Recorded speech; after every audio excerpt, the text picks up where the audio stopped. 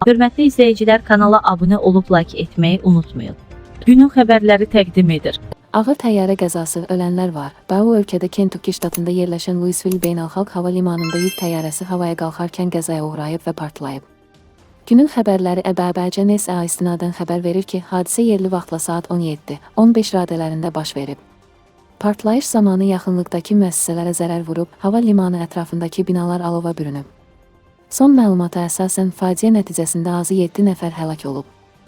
Yerli hakimiyyət orqanları 11 nəfərin müxtəlif dərəcəli xəsarətlərlə tibbi yardım aldığını təsdiqləyib. Lakin bu sayın arta biləcəyi bildirilib.